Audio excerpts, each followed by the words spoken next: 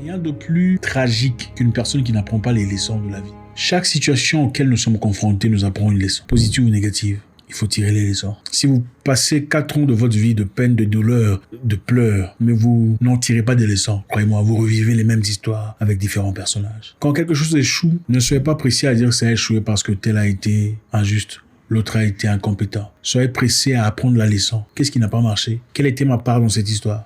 Qu'aurais-je pu faire différemment pour que ça marche? Ce ne sont pas toujours les autres qui sont mauvais, méchants, non attentifs, pas présents. Quelquefois, c'est nous. Et même s'ils le sont, déloyal, injuste, incorrect, qu'est-ce qui a permis de notre côté? Qu'est-ce qui a ouvert cette porte? Qu'est-ce qui a été le passeport de cette situation? Nous avons toujours quelque chose à jouer dans tout ce qui nous passe, bon ou mauvais. Même quand les gens prennent avantage de nous, abusent de notre confiance, qu'est-ce qui a été l'objet déclencheur dans tout ça? Malheureusement, beaucoup de personnes ne se remettent jamais en question. C'est très facile de blâmer quelqu'un d'autre. C'est à cause de lui. Il n'était pas juste. Il n'était pas correct. Elle était hypocrite. Les gens sont hypocrites. Ils ne sont pas toujours corrects. Mais quelle a été votre part dans cette histoire? Avez-vous été complaisante, laxiste? Avez-vous été trop croyant ou croyante? Trop indulgent quelquefois? Dans la vie, il faut quelquefois faire de soi une priorité. Se placer au centre de l'histoire, comme vous le méritez. Ça fait partie de la vie. C'est votre vie. Il arrive un moment dans la vie où on dit non. Face à une personne auprès de qui on tolérait n'importe quoi. On tolérait l'irrespect, l'impolitesse, le manque de respect, le retard, le manque du sérieux. On dit niet. Trop, c'est trop. C'est bon. Il arrive deux fois dans la vie où on laisse partir des gens les plus proches de sa vie. Parce qu'on ne reçoit pas en retour le respect, l'estime que l'on mérite. Ça fait partie de la vie. Faites de vous une priorité parce que vous en valez la peine. Et vous n'avez qu'une seule vie. Une seule. Si vous ne vous faites pas respecter, personne ne vous respectera. Ouais. Nous savons tous que tout le monde mérite le respect. Il faut respecter les gens. Il faut être poli, il faut être conscient, il faut être présent, il faut être courtois. Les gens ne le sont pas. Si vous n'apprenez pas aux gens comment vous respecter, si vous ne remettez pas ces gens à leur place, personne ne vous respectera. Même si vous avez de l'argent, si vous ne savez pas vous faire respecter, les gens abuseront de votre confiance. Si vous ne vous faites pas respecter, personne ne vous respectera comme il se doit. Il arrive un moment dans la vie où vous vous séparez même de votre frère parce qu'il accorde plus d'intérêt à sa femme par rapport à vous et à votre famille. Vous le laissez partir. Ce n'est pas dans la méchanceté. Ce n'est pas dans l'aigreur, dans la noirceur. Vous comprenez, frère? Tu as ta priorité. Désormais, on te laisse vivre ta vie, sans rancune. Ça fait partie de la vie. Nous aimerions tous avoir un monde parfait où tout le monde se comprend, où on vit en harmonie. C'est notre priorité d'ailleurs. Mais si ça ne marche pas, et si votre union commence à devenir toxique, il y a des moments où il faut dire, bon, vivez en paix, hein? Non, on ne vous dérangera pas. Ça fait partie de la vie. Et si vous êtes le frère, il arrive un moment où vous dites à vos frères, bon, moi je préfère ma femme, hein? Je sens que vous et elle, ça ne marche pas. Comment je préfère ma femme? Nous, on va nous tirer de notre côté. On vivra notre vie. On vous verra même sur Instagram. Ça fait partie de la vie. Faites de vous une priorité veut dire se mettre à la première place. Son bonheur, sa joie, son épanouissement, sa vie. Parce que vous êtes né seul. Et vous mourrez seul. Je ne suis pas ici en train de vous dire qu'il faut rejeter vos frères et sœurs. C'est pas ce que j'ai dit. Qu'il faut jeter tout le monde. C'est pas ce que j'ai dit. J'ai dit qu'il arrive un moment où il faut faire de vous une priorité. Parce que quelqu'un d'autre ne le fera pas à votre place. Il est de votre responsabilité d'établir le respect, les barricades, les limites. Il arrive un moment dans la vie où quand on vous demande de l'argent, vous dites non. Il n'y a pas d'argent. Désolé. Même s'il y a de l'argent. Parce que voilà, vous avez des choses à faire. Vous avez une vie à mener. Vous avez des projets à organiser. Vous avez des murs à escalader. Et vous ne pouvez malheureusement pas prioriser les priorités d'une autre personne à votre place. Ça fait partie de la vie. Beaucoup de gens malheureusement souffrent aujourd'hui, ne peuvent progresser, ils sont dans des difficultés. Ils stagnent. Parce qu'ils sont les sauveteurs de tout le monde. Ça ne marche pas comme ça. Un verre vide ne peut pas remplir d'autres verres. C'est impossible. Il faut remplir votre verre d'abord. Il y a beaucoup de gens qui ont des projets endormis, des objectifs mis à l'écart, des plans stoppés, ralentis, parce qu'il fallait aider Luc. Le lendemain, il fallait aider Martha, Patricia, Josepha, Nicolas. Finalement, et vous? Vous en valez la peine. Il arrive un moment où il faut se séparer des gens qui ne savent pas se situer dans votre vie. C'est-à-dire, il y a des gens qui viennent dans votre vie qui sont ni chauds ni froids. Vous ne comprenez pas très bien ce qu'ils sont. Tantôt, ils sont amis. Des moments, ils sont pas là. Ils sont absents. Vous comprenez pas. Quand il faut être présent, ils sont pas là. Ils sont prétendument amis. Mais en réalité, ils se foutent éperdument de vous. Ils ne vous cherchent pas. Ils ne vous appellent pas. Ils ne vous encouragent pas. Ils ne vous apportent rien de positif à part la toxicité, les comparaisons, les critiques, le dénigrement.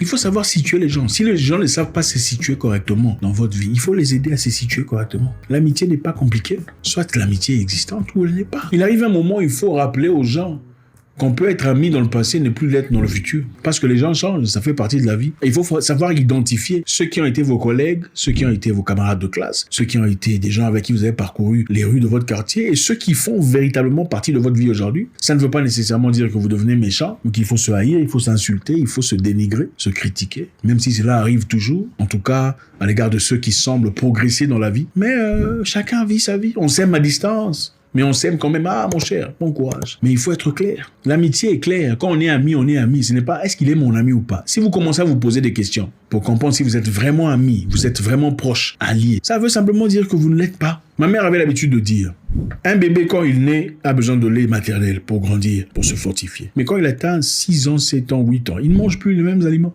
À 15 ans, il ne va pas téter sa mère. Iriez-vous téter votre mère aujourd'hui? Non, vous ne le feriez pas. Est-ce qu'il faut critiquer le lait maternel? Absolument pas. Le lait a été important à un moment donné de votre vie. Le lait vous a fortifié. Maman était là pour vous. Aujourd'hui, vous mangez la chikwang, les bananes plantains, peu importe la tchéké, le foufou, le foutou. Mais est-ce qu'il faut insulter maman et son lait? Non. Mais est-ce qu'il faut boire le lait de maman? Non. Le lait de maman était important à un moment donné de votre vie. Ceci est comparable à beaucoup d'amitiés, beaucoup de correspondances, des gens que vous rencontrez dans votre vie, à l'école, primaire, secondaire, peu importe, dans les quartiers. Ils vous apportent l'intelligence qu'il fallait à ce moment-là de votre vie, à 15 ans, 16 ans ou 13 ans, ça dépend, 18 ans. Aujourd'hui, ils sont peut-être pas l'élément qu'il faut pour votre croissance mentale, intellectuelle. Ça fait partie de la vie. Et gardez-vous de croire que ceux qui ont été vos proches à l'école primaire sont nécessairement vos proches aujourd'hui ou vous aimeront de la même façon. Ce n'est pas vrai. Ils peuvent dire « Ah, mon cher, ça fait longtemps. » Mais dans le cœur, qu'est-ce qui se passe? Vous ne savez pas. Il arrive un moment où il faut être égoïste.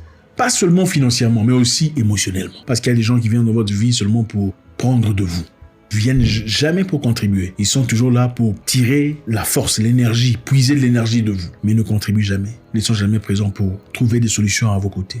Mais ils sont là quand ils ont des problèmes. Quand ça marche pas à la maison avec leur femme, c'est vous qu'on vient voir. Quand le mari est sorti, allez faire c'est à vous qu'on s'adresse. Mais quand vous avez besoin de quelqu'un, ils sont jamais là.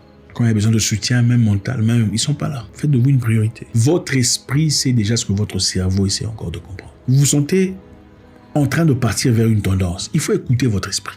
Écoutez votre cœur. Il faut réfléchir, mais il faut écouter votre cœur. Le cœur sait souvent ce que le cerveau ne sait pas encore. Beaucoup de gens pensent qu'ils sont plus intelligents que leur cœur. Quelquefois, le cœur se trompe. Mais attention, le cœur sait très souvent ce que le cerveau essaie de comprendre. Quand vous sentez qu'il faut partir, c'est-à-dire qu'il faut partir, il faut arrêter de réfléchir. Vous pouvez réfléchir du lundi au 31, mon cher. Ça ne s'arrête pas. Le cerveau a été formulé, fonctionné, manipulé, paramétré pour réfléchir. C'est ça son boulot. Il faut sentir la situation. Vous êtes déjà arrivé de regarder une personne, vous dites, je ne sens pas trop ce gars. Est-ce votre cerveau? Ce n'est pas le cerveau. Ce sont des capacités que l'on ne peut pas nécessairement expliquer, mais ça fait partie de la vie. Faites de vous une priorité. Faites de vous une priorité face aux gens qui n'ont rien de positif à apporter. Il y a ces gens qui ne font que critiquer, vilipender, dégrader. C'est ça leur utilité sur Terre.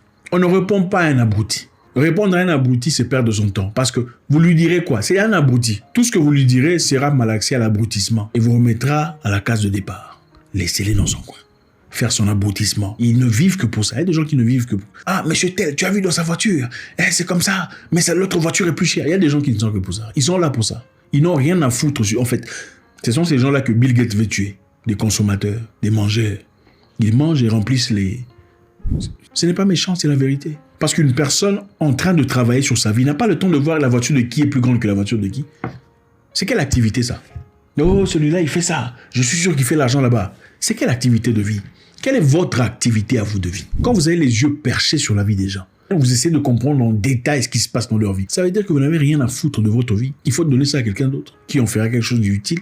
Il y a des gens qui sont des bennes à ordures, c'est-à-dire des poubelles. Poubelles émotionnelles. Il a tellement été brisé, il a été déçu, il a été blessé que si vous le voyez spirituellement, vous verrez des machettes, des plaies, des insectes, des choses bizarres en train de les entourer. Des grosses poubelles. Ils sont comme des gens qui marchent avec des grosses poubelles sur la tête. Et ces poubelles pèsent tellement lourd qu'ils ont besoin de déverser un peu sur quelqu'un pour se sentir à l'aise. Ne soyez pas cette personne auprès de laquelle ils peuvent partir déverser. Ils ne veulent que vous faire réagir et se sentir existant. Il y a des gens qui se sentent complètement absents sur Terre. Et pour se sentir en vie, ils ont besoin de vous faire mal. Vous réagissez à leurs œuvres, ils se sentent accomplis dans la vie. Une personne qui travaille dans sa vie n'a pas le temps de voir qui a fait quoi a fait qui est comment, qui est quoi, qui a quoi. Non.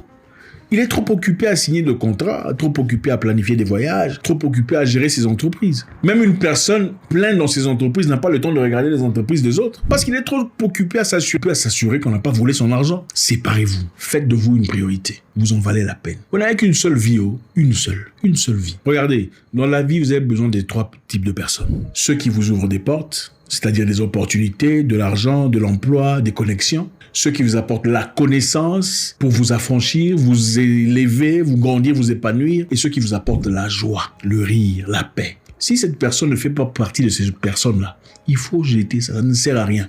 Ce n'est pas votre frère, ce n'est pas votre compatriote, ce n'est pas votre cousin, il n'est personne. Moi, j'ai des frères nigériens. Ils sont nigérians, mais ils sont mes frères.